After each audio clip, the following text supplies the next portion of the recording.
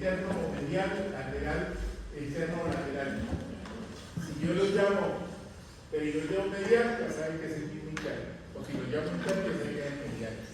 Si lo llamo pterigoideo externo, en el mismo lateral, si lo llamo lateral, en el mismo pterigoideo externo. ¿De acuerdo? Que aquí empezar, ¿cuál es el medial, cuál es el externo? Bien. Músculo temporal, origen. Línea temporal inferior del hueso parietal, desciende por toda la fosa temporal y se inserta en mandíbula. el apófisis.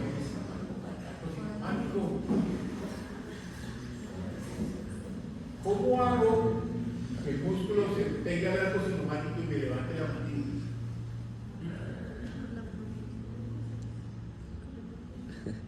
No puedo. ¿Cómo mueve la mandíbula si el arco cigomático está pegado ahí al cráneo? Entonces, ¿va a dónde? A la apófisis coronoides.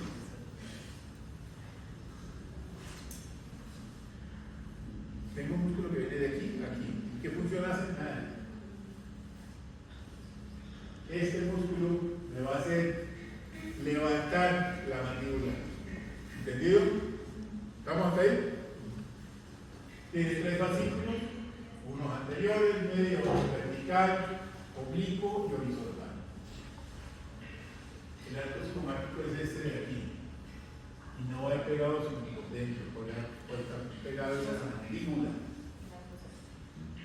Otra cosa, sé que enseñaron de orígenes y inserciones. Yo les pido a ustedes únicamente que me digan origen y inserción. ¿Sí? Yo les digo, origen, que creo que estaba en el examen pasado, origen del músculo pterigoideo interno. Ah, no, es que no está en ninguna parte. Sí, no importa.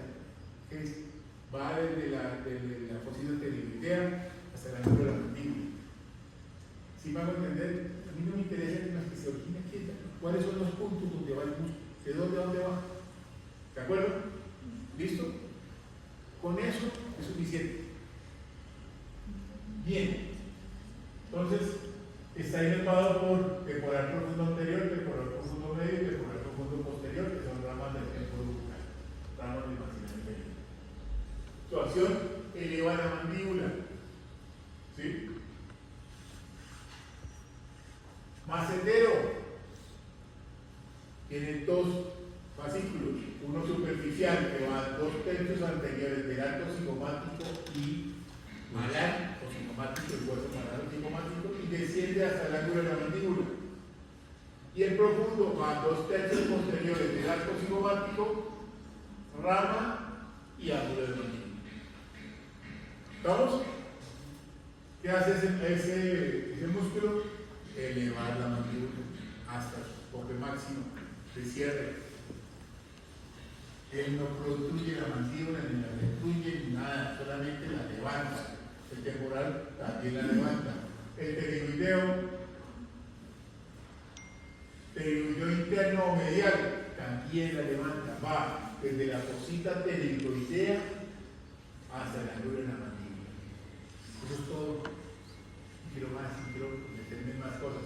Fosita pterigoidea, por la parte interna de la fosa pterigoidea, por las caras internas de la fosa pterigoidea, hasta el ángulo de la mandíbula. Su función, levantar la mandíbula junto con el macetero y el temporal. ¿Dudas? ¿No? ¿Sí? ¿No entendió? Bien. El otro, bueno, innervado por el pterigoideo interno, rama del maxilar inferior, elevado la mandíbula. El otro es el pterigoideo externo lateral, que también tiene 2 fascículos. ¿Sí o no? Uno que es esfenoidal y el otro que es pterigoideo. Y todos van aquí, el esfenoides y el pterigoides. Los dos van hasta el cuello, disco, cápsula articular. Cuello del cóndilo, cápsula articular, disco articular. Cuerpo del esfenoides, cara externa del ala externa de la apófisis pterigoides. Cara externa del ala externa de la apófisis pterigoides. Los dos van al cuello, disco articular y cápsula articular. General, no lo estoy colocando bien definido, general. Ustedes lo están viendo en ATM. Hay uno que va más arriba, otro va más abajo. Para mí van hacia la articulación. ¿Estamos? ¿Sí o no? Bien.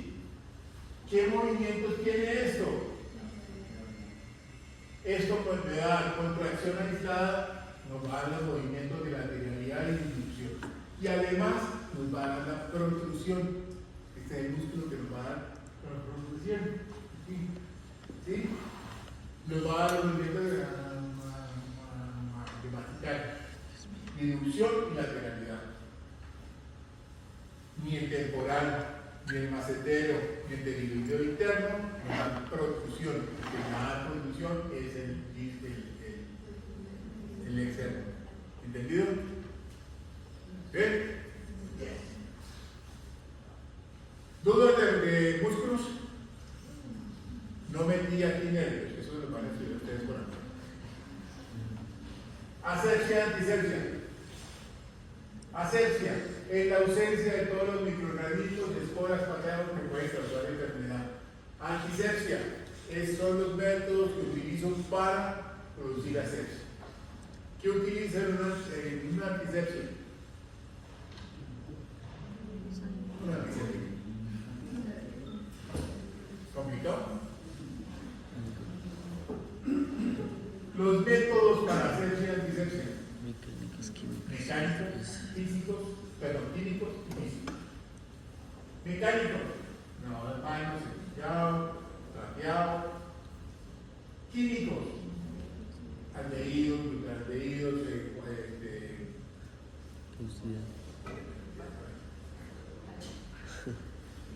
jabón enzimático. ¿Sí? Físicos tenemos de calor seco, calor húmedo y radiaciones. ¿Bien hasta ahí? La limpieza, que es lo que tiene que hacerse siempre antes de utilizar esterilizar o desinfectar cualquier instrumental, ¿sí? O zona, la limpieza. Después viene la desinfección, que es la eliminación total o parcial de microorganismos, no incluyendo esporas. Punto. ¿Y qué utilizamos? Para la desinfección. Desinfectante. ¿De acuerdo? Desinfectante también es un antiséptico. ¿Sí? Bien. Esterilización. Ya con eso dicen no hay vida, no hay nada, no hay esporas, no hay microorganismos, no hay nada vivo. Toda forma de vida microbiana. ¿Entendido? ¿Sí? Bien. Desinfectantes, por ejemplo, aquí tenemos el glutaraldehído, pero también podemos utilizar el jabón enzimático, lo podemos meter por 20 minutos, no produce desinfección. Calor seco, maneja 180 grados centígrados constante por una hora, o sea que llegue a 180 grados y ahí lo mantengo durante una hora. Calor seco. El otro, calor húmedo, que es a base con una. Ay, Dios mío. Un autoclave de 121 a 124 grados centígrados a una atmósfera de presión por 30 minutos. O sea, utilizamos agua, vapor y presión. Y tiempo. ¿Bien? ¿Hasta aquí hay una duda de qué se hacía? Clasificación de los agentes anestésicos. Clasificación de los agentes anestésicos. Estructura química, aminoácidos, aminamidas, ¿sí? Vía de administración, si es tópico o por inyección o general. Empleo clínico, resolver terapéutico o fines diagnósticos. Potencia de la concentración, la mínima concentración que pueda tener un anestésico para que me para que bloquee la conducción. Duración, que es el tiempo que me da para poder hacer el trabajo de ese paciente. ¿De acuerdo? ¿Te acuerdas de las dosis máximas? Y no las. De las dosis máximas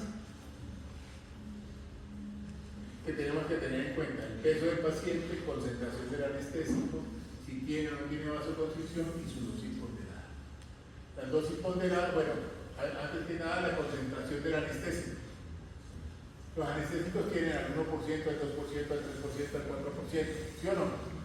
Eso quiere decir que al 1% significa que son 10 miligramos en 1 mililitro, o 20 miligramos en 1 mililitro, o 30 miligramos en 1 mililitro. Una cápsula de anestesia, ¿cuántos mililitros tiene? 1.8. Entonces, aquí están las dosis ponderadas de cada uno de los medicamentos. Que nosotros las cerramos en 6 es otra cosa diferente. ¿Sí? 6 miligramos por kilogramo de peso. Lo vamos a hacer con 6. Entonces, si yo tengo 20, al 2% tengo 20 miligramos en 1 mililitro, quiere decir, la cápsula de anestesia tiene 1.8. Entonces quiero saber cuántos miligramos tenemos en 1 mililitro, en 1.8, ¿sí o no? Tenemos 20 miligramos en 1 mililitro, ¿cuántos miligramos tenemos en 1.8? Hacemos la conversión matemática pura de la avanzada, ¿sí? Nos da 36. Es la multiplicación de 20 miligramos por 1.8 dividido entre 1 mililitro. Quitamos mililitros, nos queda miligramos. Entonces, cada cápsula de anestesia tiene 36 miligramos. Bien, al 2%. Al 3% sería 30 por 1.8 dividido entre 1. Al 4% sería 40 por 1.8 dividido entre 1. ¿Entendido? ¿Todos? Bien. Paciente de 38 años de edad, 70 kilos. ¿Cuántas cápsulas de anestesia le puedo colocar a este paciente al 2% con epinefrina? Tenemos los datos. 70 kilos. Concentración del anestésico al 2%, o sea, 20 miligramos. ¿Cuántos miligramos en una cápsula de anestesia? 36. Está como vasoconstrictor. La dosis ponderal que dijimos era 100 miligramos por kilogramo de peso. ¿Hasta aquí estamos? Bien. Quiere decir 6 miligramos por kilogramo de peso nos da 6 por 70, nos da 420 miligramos. 420 miligramos quiere decir que es la máxima dosis que podemos darle a un paciente. Pero ¿cuántos son 420 miligramos? 420 miligramos que tiene una cápsula de anestesia, son 36 miligramos una cápsula de anestesia, 420 miligramos, ¿cuántas cápsulas son? Entonces multiplican 1 por 420 y lo dividen en 36, me da 11 cápsulas. Para una del 2% por epinefrina. ¿Entendieron? ¿Seguro? Bien. Técnicas de anestesia. Tenemos la infiltrativa, que es la inhibición de la función sensorial de los nervios periféricos en un área circunscrita. Un solo punto, que es lo que quiero anestesiar, es un área circunscrita. No voy a anestesiar una zona específica, sino un área. Bien, la infiltrativa. Que puede ser superficial, profunda, superióstica, interligamentaria, intraósea, placental, papilar y interpulmonar. Ya sabemos esa, ¿no? Se la colocó usted ya varias veces. En el maxilar superior, alvéolo dentaria anteriores. Esto es lo que nos va a enervar. Mucosa vestibular, hueso, piso de la fosa nasal, labio superior, párpado inferior, área de la nariz, canino e incisivos y laterales y centrales. Bien. Alvéolo dentarios medios, mucosa, hueso, pared anterior del seno maxilar, raíz mesial del primer molar y premolares superiores. Bien.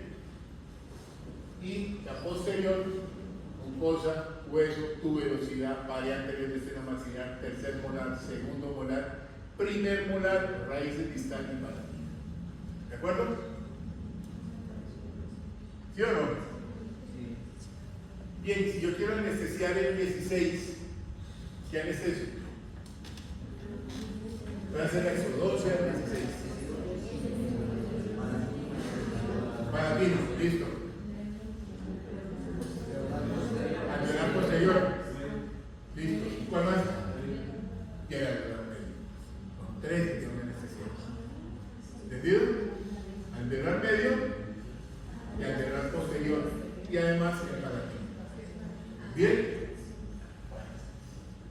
El nasopalatino me va a ir de canino a canino. En toda esta zona, introduciéndome dentro del agujero nasopalatino. El palatino anterior me da desde el último molar hasta el primer premolar. De aquí hasta aquí. Todo esto me va a necesitar el palatino. La troncular, que es la que vamos a hacer mañana. Troncular ya es, me va a bloquear un territorio completo, ya una zona completa. ¿Sí? Es lo que me va a necesitar. Si voy a necesitar el tallo inferior o el vertebral inferior, o el mandibular, va a coger toda la zona que inerva el mandibular. Las técnicas, tenemos dos técnicas. Tres técnicas: la convencional, que fue en 1924 por Levi y Lindsay, la Colgate, que es boca abierta, y la guardia, que es aquinosis. ¿Cuál es la diferencia entre esta y esta? Las dos son con boca abierta. Las dos son tronculars.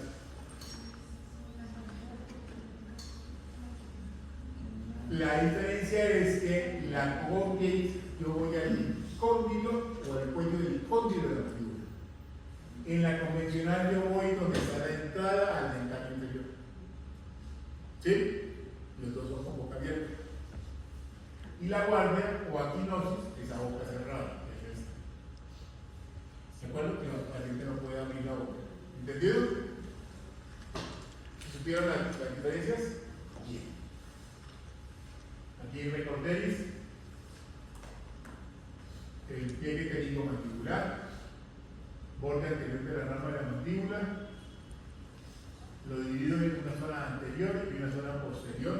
Me voy a centralizar en la zona posterior. 1 centímetro o un dedo por arriba de los molares, un dedo por abajo de los molares, me da esta zona de aquí, que es donde voy a colocar la anestesia. ¿Sí? Ahí no está el cerebro, no está nada de tallo cerebral, no está la aorta, no está la carótida, no está ahí. ¿De acuerdo? Entonces, para que no se me van a asustar. El troncular maxilar inferior me va a dar todo eso. Maxilar, tercer molar, incisivos, mucosa vestibular de premolares, incisivos, labio inferior, el lado anestesiado. ¿Qué me falta ahí?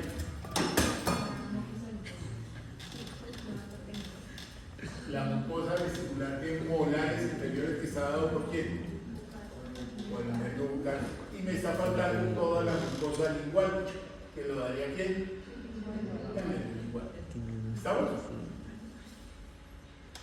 La Colgate, la que les decía yo que va a lateral al cuello del cóndilo, la boca abierta, la guardia o aquinosis, que es, también va a llegar más o menos en la situación, pero va a ser con la boca cerrada del paciente. Bien. Otra caso de anestesia, porque la coloqué muy anterior, muy posterior o muy inferior, o porque encontré algunos obstáculos como el nervio miloideo, el nervio verbaciones o la membrana. ¿Dudas de anestesia? Bien, perfecto. Tiempos quirúrgicos en cirugía oral abierta. ¿Qué quiere decir abierta? Que tengo que hacer incisión. Hacer antisepsia, anestesia, incisión, desinserción de la mucosa, osteotomía. ¿Cuál es la diferencia entre osteotomía y osteotomía? Osteotomía es incidir o cortar hueso y ostectomía es retirar el hueso. Bien. Técnica de cirugía propiamente dicha, tratamiento de la cavidad, sutura. Ya como vimos nosotros, entonces ya podemos darle los medicamentos al paciente y las recomendaciones necesarias. ¿Entendido? Bien. Colgajos. Si yo tengo un colgajo, lo desprendo y no le hago ningún tipo de incisión lateral, es un colgajo en bolsillo. Que lo utilizo yo le hago incisión lineal y lo abro, ya es un colgajo en bolsillo, un colgajo lineal. ¿Entendido? Aquí, por ejemplo, en el paladar, cuando yo levanto la mucosa del paladar, queda un colgajo en bolsillo. Colgajo triangular o angular, cualquiera de los dos, es que hago una incisión supracrestal, me voy por el surco gingival y una incisión relajada. Eso me va a dar un colgajo triangular o angular. ¿Entendido? Cuando yo hago ya una incisión que va por el surco gingival y le hago dos relajantes, tenemos un colgajo trapezoidal, que se llama ¿cuál? El de Newman. Y si lo hacemos sobre el surco, sobre la unión de la línea de la encía libre y la encía de herida, estamos haciendo un colgajo de Newman. ¿Estoy bien o no? ¿Sí o no? Wasmon y Newman. Este es el de Wasmon.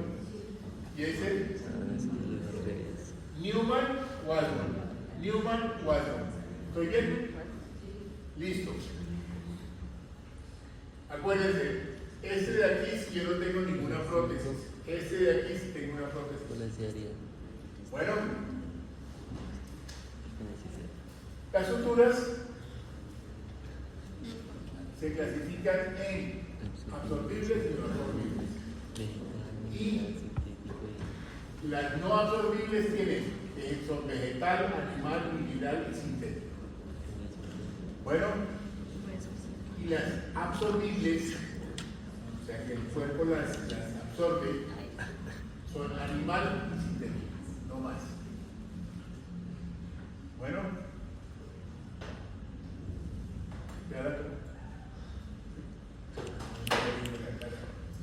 listo. Cómfosis. ¿Recuerdan de cómfosis? Que es la articulación alveolo-dentaria, que es la unión entre encía, hueso, diente y pezón. Éxodo sexto-fóssil. ¿Alguien se acuerda? Asepsia, anestesia, no me acuerdo cuál lobotomía, es. presión. Pasos para un éxodo sexto-fóssil.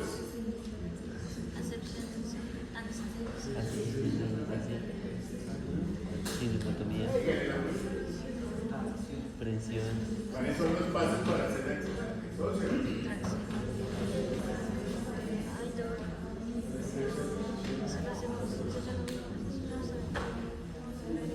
No, pero eso está mal.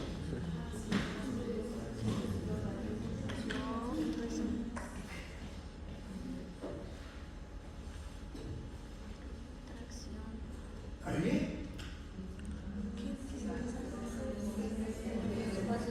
Sí, dígalo, duro. Que lo escuche todo el mundo. A ver. No, la primera, empiece por uno. Ajá. Anestesia. Sintomatología. Ajá. Presión, Prevención, luxación, tracción, exodosia propiamente dicha, tratamiento de la cavidad, hemostasia, etc. ¿Sí? Sí. ¿O no? ¿Ya se le olvidó? No. Tensión, luxación, tracción. Y desmotomía, pues hacer disepsia, anestesia. ¿De acuerdo? Lo siento. Y desmotomía. Prevención o aprehensión, cualquiera de las dos palabras está bien. Prevención, luxación. Hacia vestibular o palatino igual. Si es unirradicular, solamente también hay que hacer mirarlo un poco. Ese porcel. Y exodosia propiamente dicha, tracción y exodosia propiamente dicha. Tratamiento de la cavidad. Y con elevadores, profe, dígame con elevadores. sí, solo sé que es hacer la aplicación. ¿No? Allá. ¿Alguien? Ay,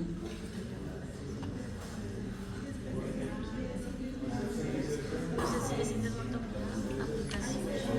Ahí dice hace Bueno, sí, hacemos.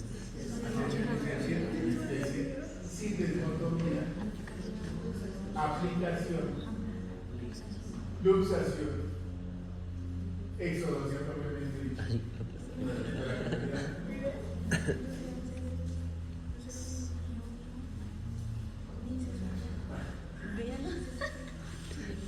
nada. Sale por atrás. Durante la cirugía vamos a tener pueden producirse algunas complicaciones, que pueden ser intra o transoperatorias, que pueden ser vientre, tejidos blandos, tejidos duros y posoperatorias. Dentro de las transoperatorias, una complicación que se nos pueda presentar.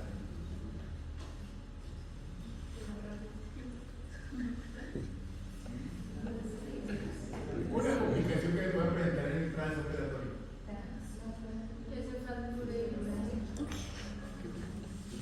Que se rompa la tabla. Fractura instrumental. Fractura del diente. Fractura de comunicación con el seno maxilar. Bien. Bien. Y en el postoperatorio se puede presentar dolor, hemorragia, sangramiento, sequimos, edema, absceso, nutrismo, parestesia y secuelismo. ¿Entendido? Cirugía de incluidos o cirugía método abierto. Las indicaciones, todas estas aquí. Contraindicaciones que son las mismas tanto para abierto como para cerrado, cualquier procedimiento quirúrgico. Clasificación de Winter. Winter, ¿cómo las clasifica? ¿De acuerdo a qué?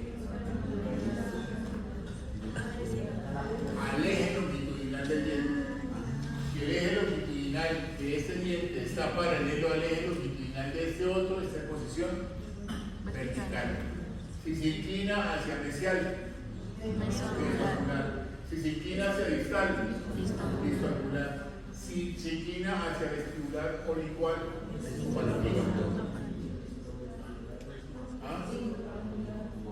o palatino, vestibular ocular o distal. ¿De acuerdo? O en posiciones que no se encuentran. Clasificación del Pell Gregory. Yo puedo juntar las dos clasificaciones. Que esté en una posición vertical, Pell Gregory A1. ¿Sí? Entonces, clase 1 es que tenemos el espacio entre la cara distal del segundo molar y la rama son amplias. Tenemos suficiente espacio. ¿Sí?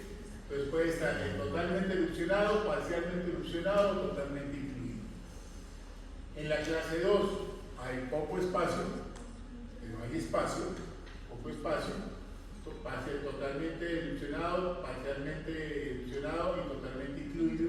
Y en la clase 3 está, el espacio es delimitado, bien cerrado, más cerrado todavía, puede estar o parcialmente erupcionado, porque está saliendo por un lado, ¿sí? O parcialmente incluido o totalmente incluido. ¿Correcto? Si yo les digo que la 3, la 2, no, 1C, ¿cuál sería? Que hay harto espacio y está totalmente incluido. ¿De acuerdo? Los caminos, lo mismo, vestibulares, palatinas, iguales, transalveolares o inusuales, y esto. Diente se desplaza hacia el mismo lado en que se desplazó del cono, está por palatino. Si se desplaza hacia el lado contrario, está por vestíbulo. ¿Se acuerdan de eso? No.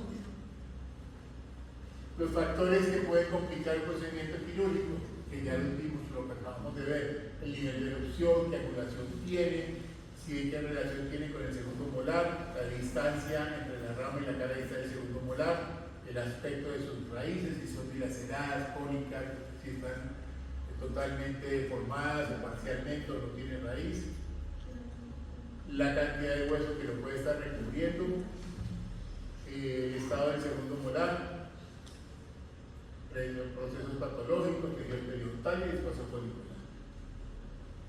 La técnica quirúrgica, asepsia, antisepsia, anestesia, infiltrativa ortocular, incisiones, desinfección, osteotomía, exodosia propiamente dicha, tratamiento de la cavidad y reposición de sutura. ¿Vamos hasta ahí? Las complicaciones que tendremos. Infección. Se define como el proceso de que un microorganismo patógeno invade a otro llamado el hospedador y se multiplica produciendo daño. Acuérdense que siempre hay un equilibrio. Cuando se desaparece ese equilibrio se produce lo que se llama la desinfección. La infección. Sí, intermente grave severidad de la infección y el estado inmunológico del paciente. Las fases de propagación, que pueden ser fase dentaria, fase endosquial, cuando ya tenemos el hueso afectado, celulitis, que hay una respuesta de calor, dolor, rubor, limitación de movimiento, hay una respuesta inflamatoria, ya hay un nicho de terapia antibiótica, y el otro es el absceso, que puede ser mucoso o subcutáneo. La duración, de 0 a 3 días, una celulitis, de 3 a 5 días o en adelante en absceso.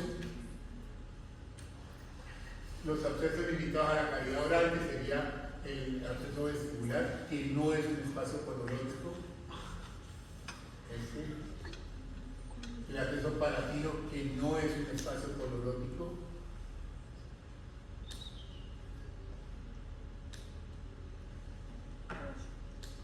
Las vías por donde puede evolucionar la infección, normalmente describe la cortical vestibular en los dientes del maxilar, el absceso vestibular, raíces con inclinación, por ejemplo, el primer molar y el premolar van por palatino y así sucesivamente. El espacio canino, que es cuando tenemos al paciente que le afecta la periódica o el párpado inferior y el surco nasogeniano ha desaparecido. El bucal, que solamente está sometido sobre el cachete, no involucra el párpado. El otro, que es el intratemporal, que está por dentro, más que todo, aunque es el maxilar superior, ¿sí? Está dado por los dientes del maxilar superior. Por esa parte inflamada, inflamación intraoral, la intrismus. Ya en la mandíbula tenemos el mental o el submental, el sublingual, que se acuerdan que es ese que está aquí, sublingual, que es el piso de la boca, que se inflama. Tenemos el otro, que es el submandibular o submaxilar, que se encuentra a nivel del segundo y tercero molares inferiores, que me parece de forma triangular, empieza en el borde inferior de la mandíbula y se siente hasta el hioides. ¿Sí lo ven? ¿Sí? El otro, que es el espacio técnico-mandibular, que está allá atrás, que está dado por la pericoronitis de terceros molares inferiores. ¿Hasta aquí hay alguna pregunta? Muy rápido. Esto lo vimos. Anteriormente tengo dolor, ya la sabemos. Superficial profundo, neurogénicos y neurogénicos. Calidad aguda, estimulante, localizable, hiperalgesia. Dolor repitente, sensación de náusea menos localizable. Es un dolor profundo. Clasificación en agudo y crónico.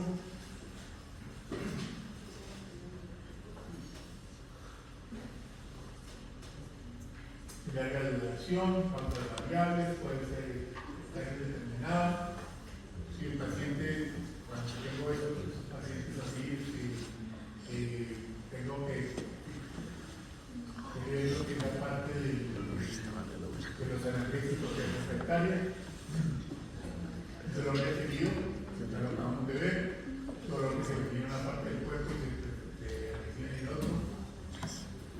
inflamación, los mediadores de inflamación que es vascular y celular, las ciclogenasas, una constitutiva y otra inducible, cómo se produce,